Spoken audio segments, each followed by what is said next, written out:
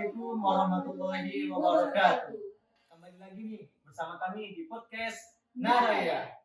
Oke, jadi kita akan mengulik nih terkait pendidikan saat ini, isu-isu yang maraknya lagi booming nih. Nah, betul sekali. Kali ini kita akan mengulik tentang pendidikan, di mana peran pendidikan ini sangat penting di era globalisasi ini.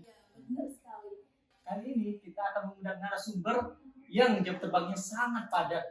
Beliau adalah Bapak Yunus. Mari kita sambut Bapak Yunus. Assalamualaikum. Waalaikumsalam. Apa kabar nih? Sehat. Saya duduk di mana nih? Oh, sini, Pak. Oh, ya. Oke. Permisi ya. Ya. Sehat-sehat semua? Alhamdulillah sehat. Kuliah lancar? Alhamdulillah. Pergerakan lancar? Gerak sekali, gerak terus Ya, ya. harus bergerak. Jadi itu harus memberikan perubahan ya, menuju kondisi yang senantiasa lebih baik dan lebih mapan. Gimana Pak menurut gimana kabar Bapak sekarang? Alhamdulillah baik, aktivitas sehari-hari lancar, alhamdulillah senantiasa dalam lindungan Allah Subhanahu wa taala. Gimana nih Pak kesibukan selain jadi dosen?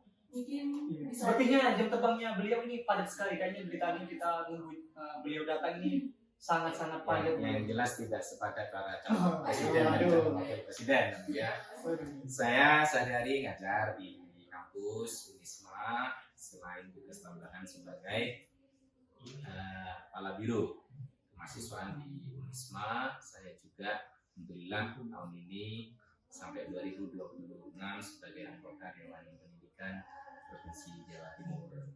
Wah, Wah, sangat sangat menarik kayaknya sepertinya ini untuk kita ngulik tentang pendidikan. Dia akan lebih menarik kepada kopi dan teh. Wah, sebenarnya kita harus ngambil kopi ya. Iya. Biar ada kopinya. Bercanda. Oke. Ini kita disponsori Ya, oke. Ini nama podcastnya Narayan ya? Naraya. Naraya ya? Naraya. Oke. Nah, ini Pak, kita kan sebagai mahasiswa dituntut untuk mengetahui beberapa yang harus kita kerjakan di masa depan. Tentunya kita harus mengulik tentang pendidikan. Ya, Gitu. terus. Menurut Bapak, bagaimana pendidikan dianggap fondasi yang penting secara individu atau masyarakat, gitu Pak? Oke.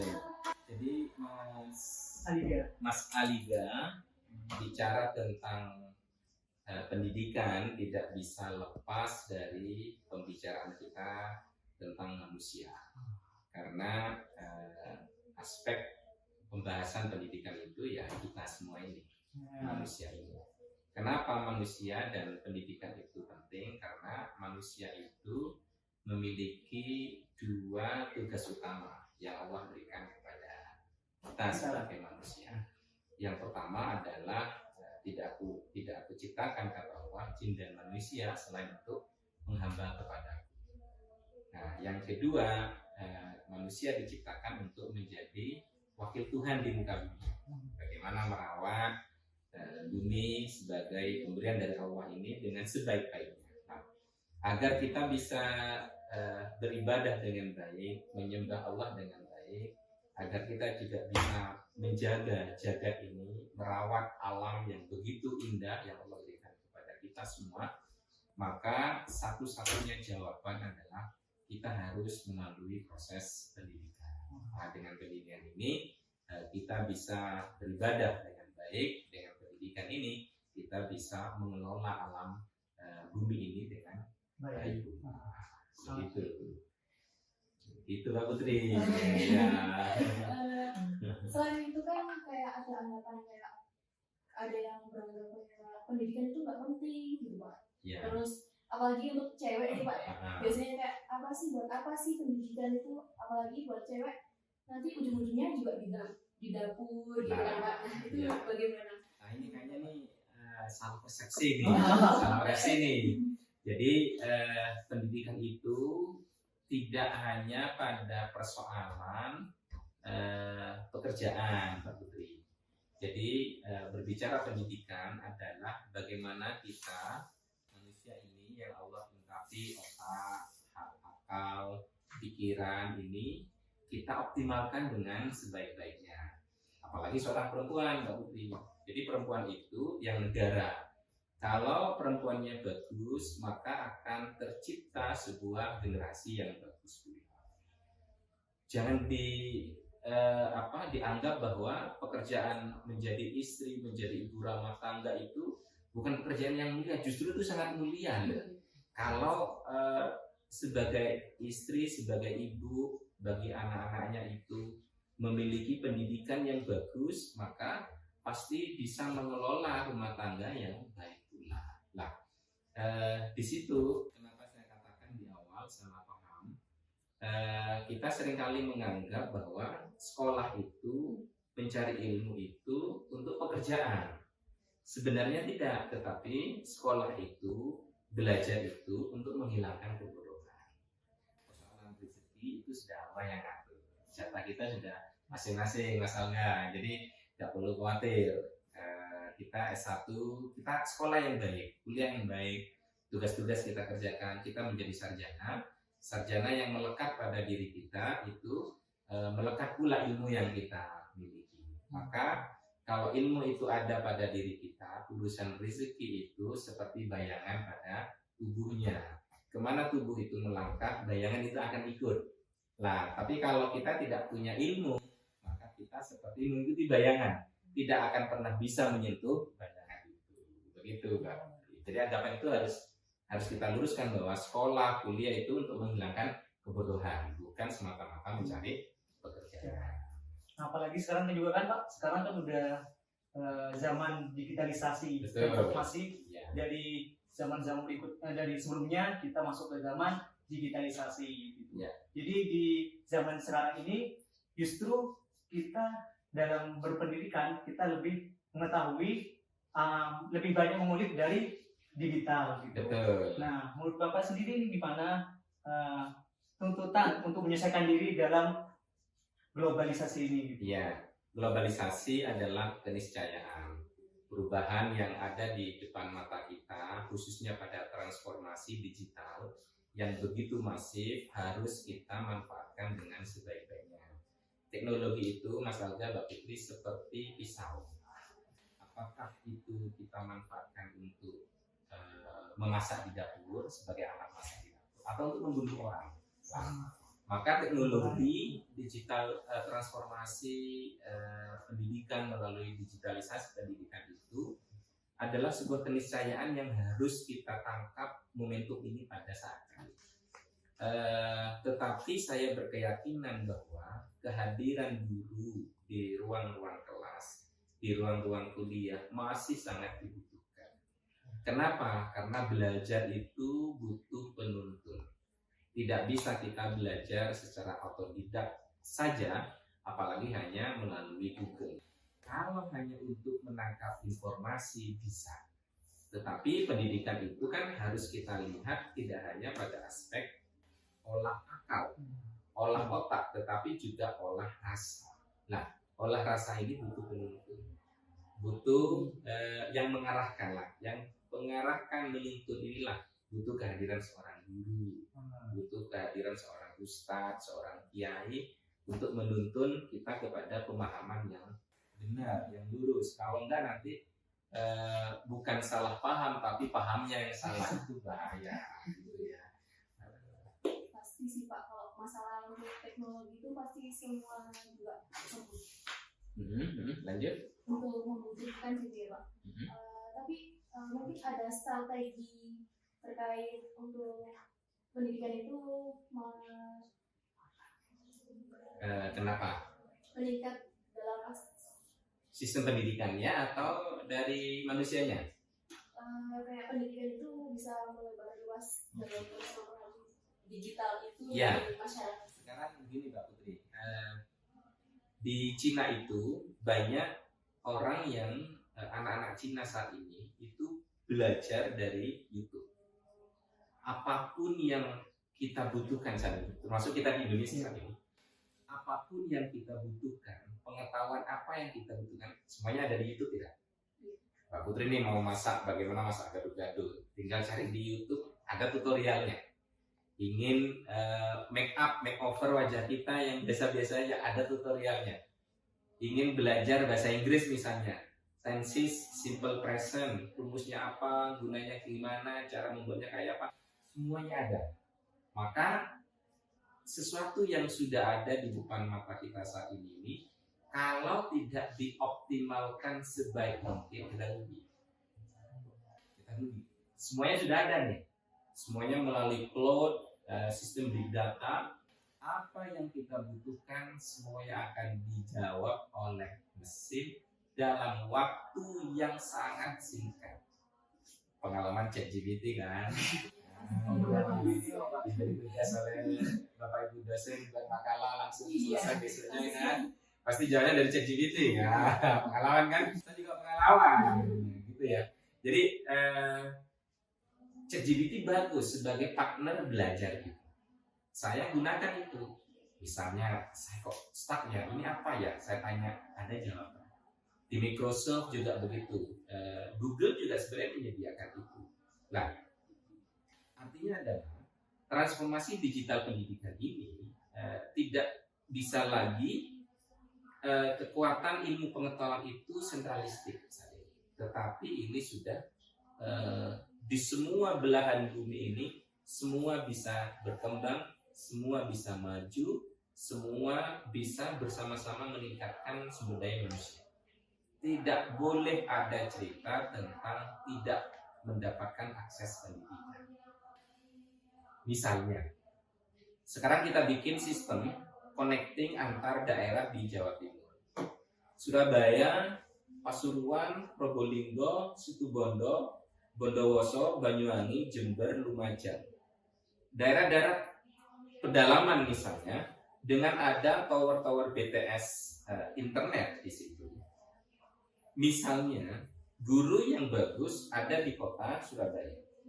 Situbondo, Bondowoso, mohon maaf untuk tidak mengatakan, misalnya saja, kekurangan guru yang bagus. Nah, maka dengan teknologi informasi yang ada saat ini, misalnya dengan menggunakan Gmeet, misalnya dengan menggunakan Zoom, kita undang nih guru yang dari Surabaya, kita fasilitasi nih melalui connecting internet. Ayo siswa yang ada di Situbondo, Bondowoso buka melalui layanan fasilitas yang saat ini sangat terjangkau untuk dibeli oleh sebuah lembaga pendidikan.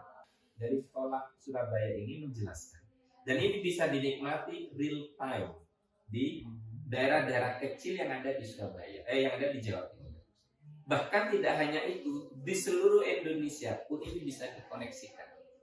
Ya, bisa dikoneksikan sehingga sekarang tidak lagi bicara sekolah antar sekolah saingan, yang ini maju, yang ini nggak maju, yang ini gurunya prestasi, yang ini gurunya tidak berprestasi. Tidak ada ceritanya sekarang.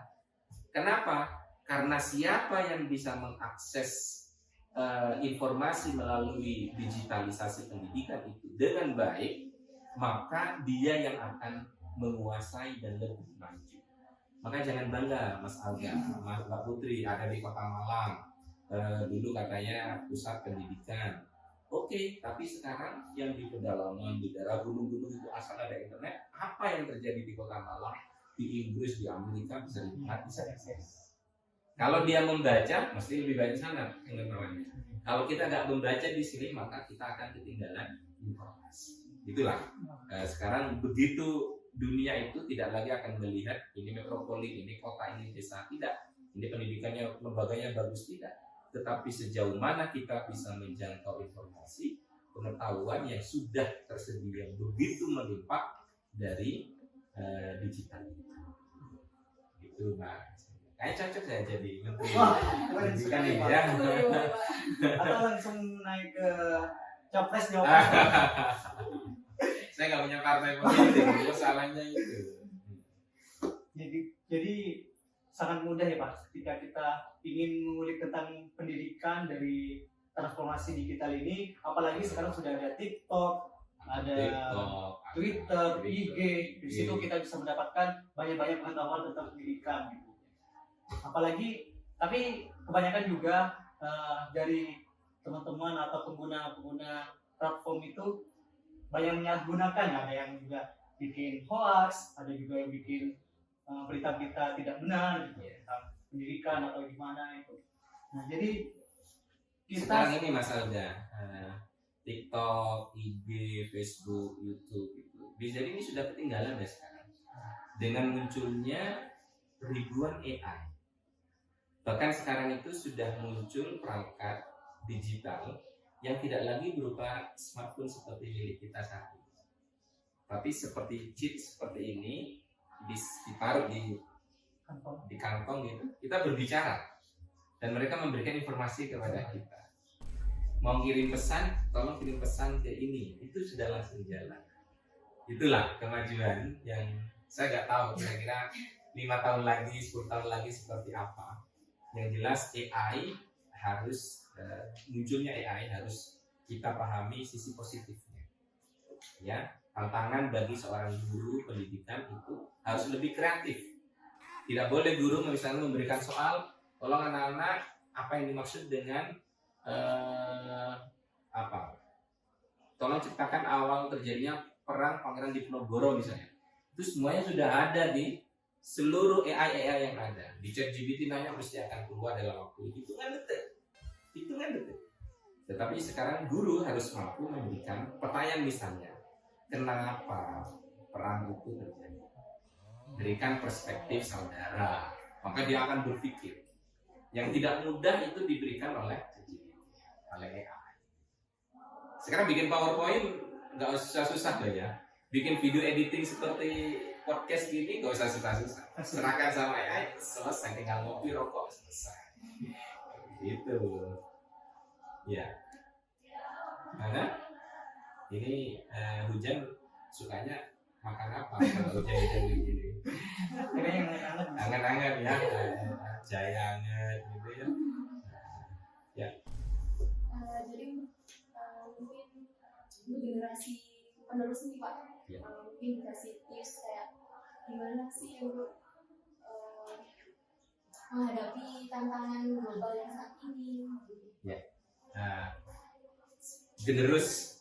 Generasi penerus sekarang ini kan Gen Z ya. Generasi apa Gen Z? Generasi Z. Gen Z ini punya sudut pandang, pola pikir dan pola tindakan yang tidak menentu, tidak ketemu rumusnya.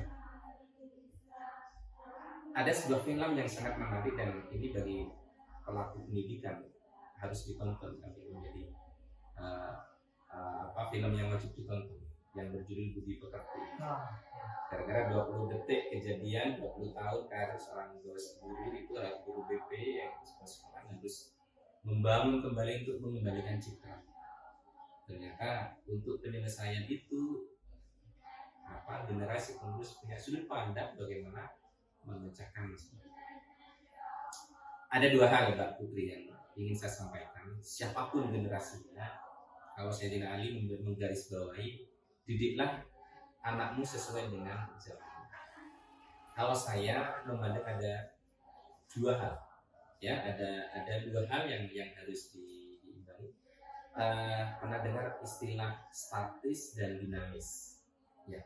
Statis itu sesuatu yang diam, tapi dinamis itu sesuatu yang terus bergerak, itu dinamis. Nah, apa maksud saya? Generasi penerus harus mampu juga memegang 2 ini, statis dan dinamis. Nah, statis itu apa? Statis misalnya masalah tauhid, keimanan kita itu harga mati, itu nggak boleh kita mempertanyakan Tuhan itu ada nggak sih, tauhid kita, keagamaan kita, terus akhlak kita, itu adalah sesuatu yang statis yang harus kita fondasikan sejak awal kepada para generasi penerus.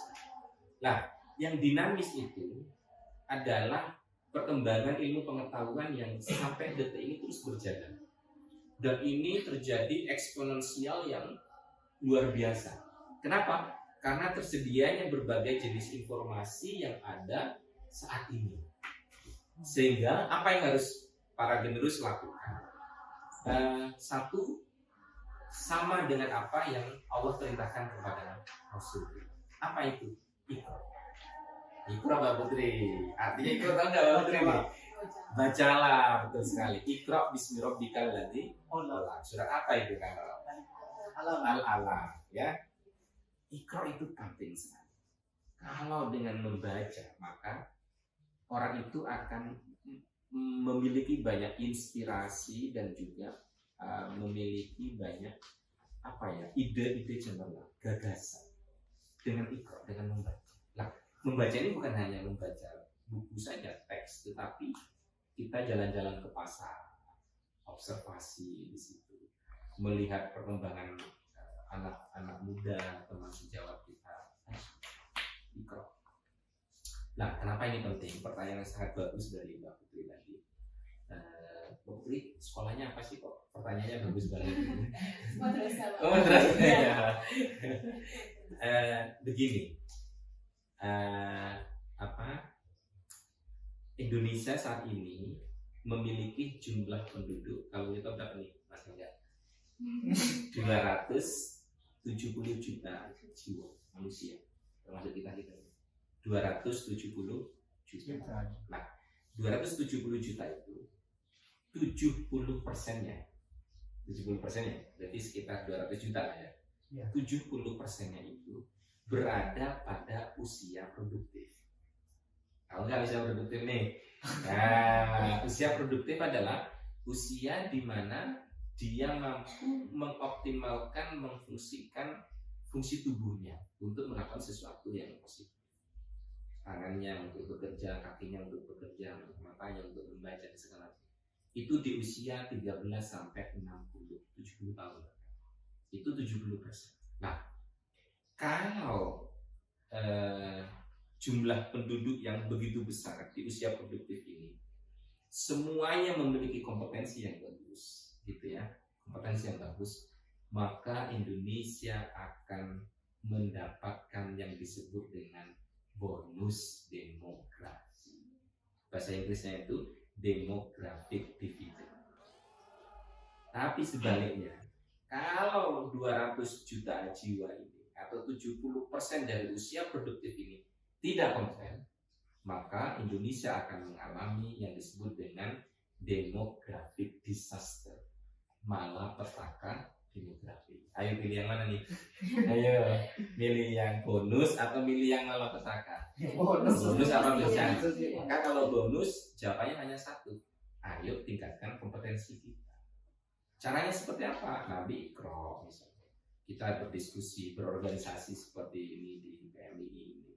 Maka ini harus kita jadikan sebagai kawah candra di muka untuk berorganisasi. Organisasi itu yang paling penting adalah bisa memahami orang lain dengan baik. Nah, sekarang ini eranya era di mana kita gampang bermusuhan, gampang berbeda pendapat hanya gara-gara masalah sepele ini benar. Mungkin untuk yang terakhir nih Pak, closing statement untuk pembekalan kita di masa depan. Oh, ya, saya akan bisa beri bekal. Oke. Baik, begini Mbak Putri. Indonesia pada tahun 2045 akan masuk pada usia kemerdekaan 100 tahun. Artinya Indonesia akan masuk pada Indonesia emas. Dan ini usia 1 abad kemerdekaan. Nah, orang pernah mengatakan di 2045 nanti, kalau saat ini kita tidak berubah, ya, hanya jalan seperti ular, tidak loncat seperti kodok, maka 2045-nya Indonesia sama dengan 2014-nya Korea. Bisa dibayangkan, kalau kita tidak berubah, tidak melakukan peloncatan, gagasan ide dan transformasi di semua lini, 2045-nya Indonesia nanti akan sama kondisinya dengan 2014-nya Korea Selatan. Nah, kira-kira Korea Selatan akan seperti apa 2045? Bisa jadi mungkin kendaraannya sudah gak kelihatan. Sudah terbang semua mulai. Sudah terbang semua atau sudah gak kelihatan gitu, tapi sudah berpindah hologram gitu mungkin. Yang kita masih semuanya serba manual, serba apa gitu. Maka tadi yang saya sampaikan, statisnya dijaga. Ayo, keimanan kita, keagamaan kita, akhlak kita dijaga. Sembari kita digitalisasi itu kita kuasai dengan sebaik-baiknya. Nah, maka dengan itu inilah yang akan menjadi manusia yang kompeten. Dia dari sisi vertikalnya kuat, dari sisi horizontalnya kuat. Kembali kepada pertanyaan awal, hablum minallah, kita menghamba kepada Tuhan sangat baik, kita melakukan mengelola bumi ini dengan sangat baik. Disitulah jawabannya nanti berada pada pendidikan itu sendiri. Itu Sangat luar biasa. Sangat menarik gitu. ya. Nah, Tidak Mungkin- kepada kopi ini.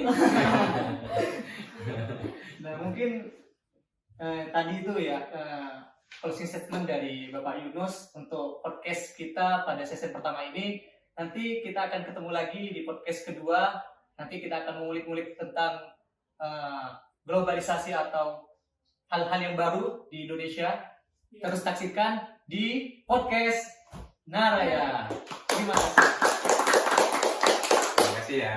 Terima kasih. Luar biasa.